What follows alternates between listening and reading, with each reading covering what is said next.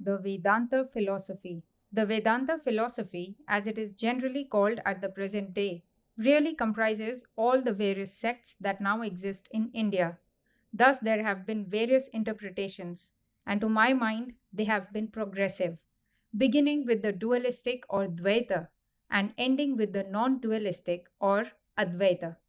The word Vedanta literally means the end of the Vedas being the scriptures of the Hindus.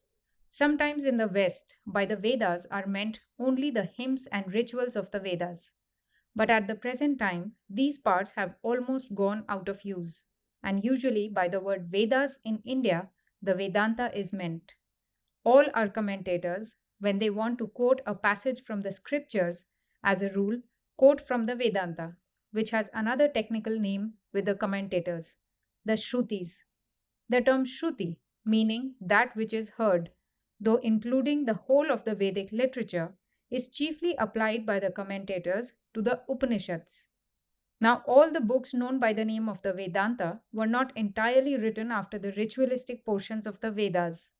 For instance, one of them, the Isha Upanishad, forms the 40th chapter of the Yajur Veda, that being one of the oldest parts of the Vedas. There are other Upanishads which form portions of the Brahmanas or ritualistic writings, and the rest of the Upanishads are independent, not comprised in any of the Brahmanas or other parts of the Vedas.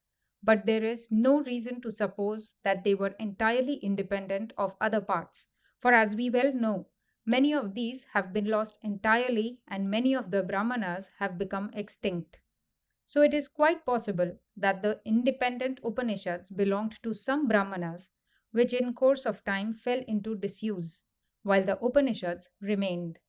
These Upanishads are also called forest books or Aranyakas. The Vedanta then practically forms the scriptures of the Hindus, and all systems of philosophy that are orthodox have to take it as their foundation. Even the Buddhists and Jains, when it suits their purpose, will quote a passage from the Vedanta as authority. All schools of philosophy in India, although they claim to have been based upon the Vedas, took different names for their systems. The last one, the system of Vyasa, took its stand upon the doctrines of the Vedas more than the previous systems did, and made an attempt to harmonize the preceding philosophies, such as the Sankhya and the Nyaya, with the doctrines of the Vedanta. So it is specially called the Vedanta philosophy, and the sutras or aphorisms of Vyasa are, in modern India, the basis of the Vedanta philosophy. Again, these sutras of Vyasa have been variously explained by different commentators. In general, there are three sorts of commentators in India now. From their interpretations have arisen three systems of philosophy and sects. One is the dualistic or Dvaita, a second is the qualified non dualistic or Vishishta Dvaita, and a third is the non dualistic or Advaita. Of these, the dualistic and the qualified non dualistic include the largest number of the Indian people. The non dualists are comparatively few in number. Now, I will try to lay before you the ideas that are contained in all these three sects. But before going on, I will make one remark that these different Vedanta systems have one common psychology, and that is the psychology of the Sankhya system. The Sankhya psychology is very much like the psychologies of the Nyaya and Vaisheshika systems, differing only in minor particulars. All the Vedantists agree on 3 points. They believe in God, in the Vedas as revealed, and in cycles. We have already considered the Vedas. The belief about cycles is as follows. All matter throughout the universe is the outcome of one primal matter called Akasha, and all force, whether gravitation, attraction, or repulsion, or life, is the outcome of one primal force called prana. Prana acting on Akasha is creating or projecting the universe. At the beginning of a cycle, Akasha is motionless, unmanifested.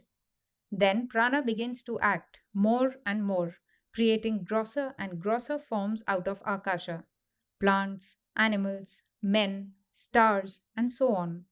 After an incalculable time, this evolution ceases and involution begins. everything being resolved back through finer and finer forms into the original Akasha and Prana when a new cycle follows. Now, there is something beyond Akasha and Prana. Both can be resolved into a third thing called Mahat, the cosmic mind. This cosmic mind does not create Akasha and Prana, but changes itself into them. We will now take up the beliefs about mind, soul, and God. According to the universally accepted Sankhya psychology in perception, in the case of vision, for instance, there are first of all the instruments of vision, the eyes. Behind the instruments, the eyes, is the organ of vision or indriya, the optic nerve and its centers, which is not the external instrument, but without which the eyes will not see.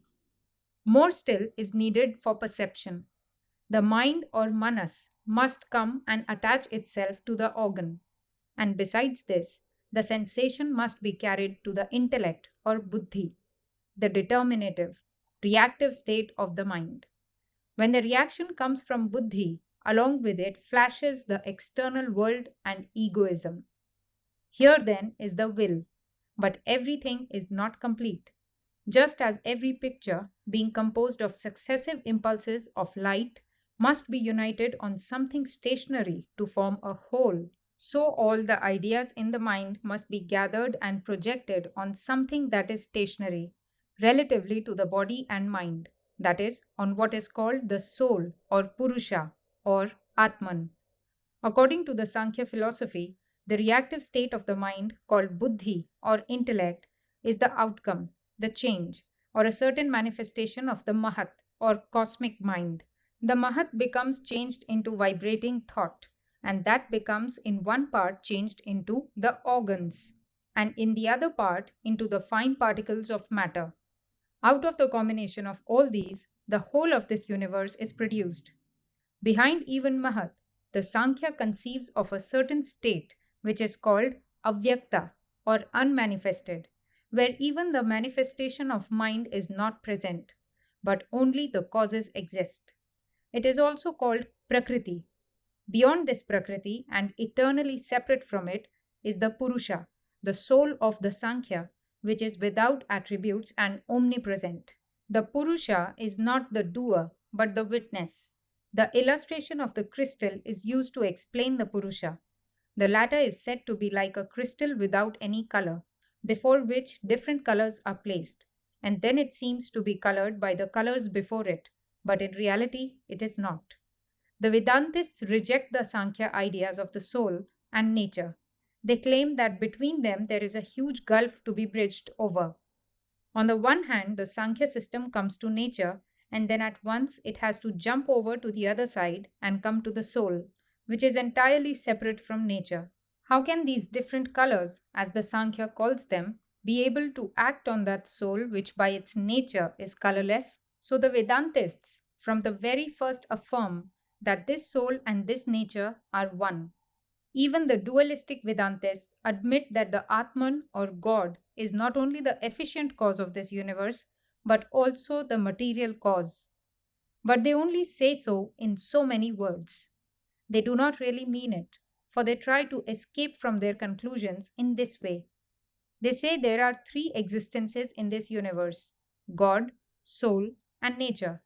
Nature and soul are, as it were, the body of God.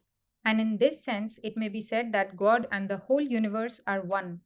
But this nature and all these various souls remain different from each other through all eternity. Only at the beginning of a cycle do they become manifest, and when the cycle ends, they become fine and remain in a fine state. The Advaita Vedantists, the non dualists, reject this theory of the soul, and having nearly the whole range of the Upanishads in their favor, build their philosophy entirely upon them. All the books contained in the Upanishads have one subject, one task before them: to prove the following theme. Just as by the knowledge of one lump of clay, we have the knowledge of all the clay in the universe. So, what is that? Knowing which we know everything in the universe. The idea of the Advaitists is to generalize the whole universe into one, that something which is really the whole of this universe.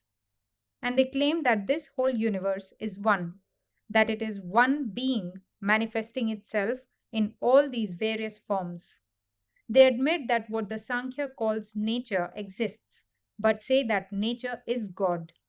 It is this being, the Sat, which has become converted into all this, the universe, man, soul, and everything that exists. Mind and Mahat are but the manifestations of that one Sat. But then the difficulty arises that this would be pantheism. How came that Sat, which is unchangeable, as they admit, for that which is absolute is unchangeable, to be changed into that which is changeable and perishable? The Advaitists here have a theory which they call Vivartavada, or apparent manifestation. According to the dualists and the Sankhyas, the whole of this universe is the evolution of primal nature. According to some of the Advaitists and some of the dualists, the whole of this universe is evolved from God. And according to the Advaitists proper, the followers of Shankaracharya, the whole universe is the apparent evolution of God. God is the material cause of this universe, but not really, only apparently.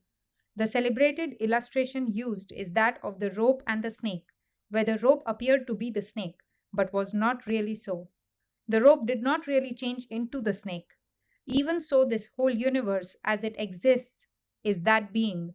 It is unchanged, and all the changes we see in it are only apparent. These changes are caused by desha, kala, and nimitta, space, time, and causation, or according to a higher psychological generalization, by nama and rupa, name and form. It is by name and form that one thing is differentiated from another. The name and form alone cause the difference. In reality, they are one and the same. Again, it is not, the Vedantists say, that there is something as phenomenon and something as noumenon. The rope is changed into the snake apparently only, and when the delusion ceases, the snake vanishes. When one is in ignorance, he sees the phenomenon and does not see God. When he sees God, this universe vanishes entirely for him.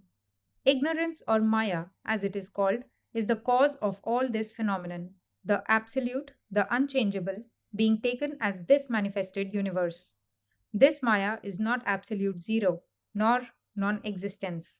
It is defined as neither existence nor non existence. It is not existence, because that can be said only of the absolute, the unchangeable, and in this sense, Maya is non existence. Again, it cannot be said it is non existence, for if it were, it could never produce phenomenon. So it is something which is neither, and in the Vedanta philosophy, it is called anirvachaniya, or inexpressible. Maya then is the real cause of this universe. Maya gives the name and form to what Brahman or God gives the material, and the latter seems to have been transformed into all this. The Advaitists then have no place for the individual soul. They say individual souls are created by Maya. In reality, they cannot exist. If there were only one existence throughout, how could it be that I am one and you are one and so forth? We are all one, and the cause of evil is the perception of duality. As soon as I begin to feel that I am separate from this universe, then first comes fear, and then comes misery. Where one hears another, one sees another, that is small. Where one does not see another, where one does not hear another, that is the greatest, that is God. In that greatest is perfect happiness. In small things, there is no happiness. According to the Advaita philosophy, then this differentiation of matter, these phenomena, are as it were for a time hiding the real nature of man, but the latter really has not been changed at all. In the lowest worm, as well as in the highest human being, the same divine nature is present. The worm form is the lower form in which the divinity has been more overshadowed by Maya, that is, the highest form in which it has been least overshadowed. Behind everything, the same divinity is existing, and out of this comes the basis of morality. Do not injure another. Love everyone as your own self, because the whole universe is one. In injuring another, I am injuring myself.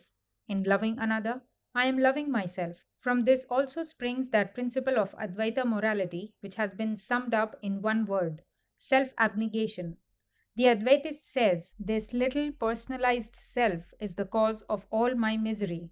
This individualized self, which makes me different from all other beings, brings hatred and jealousy and misery, struggle and all other evils.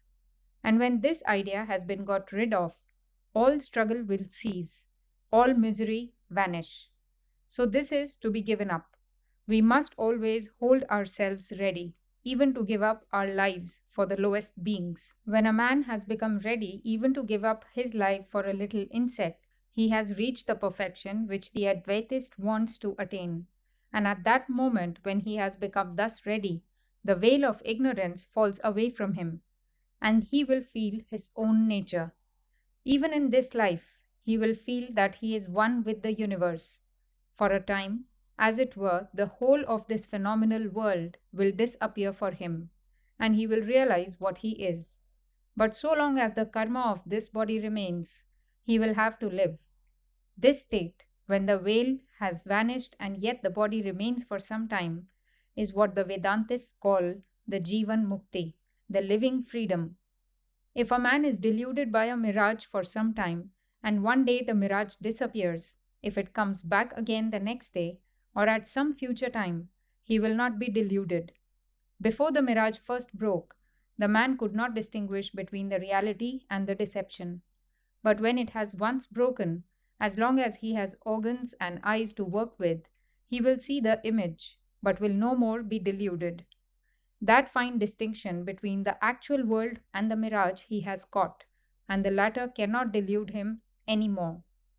So, when the Vedantist has realized his own nature, the whole world has vanished for him. It will come back again, but no more the same world of misery. The prison of misery has become changed into Sat, Chit, Ananda, existence absolute, knowledge absolute, bliss absolute.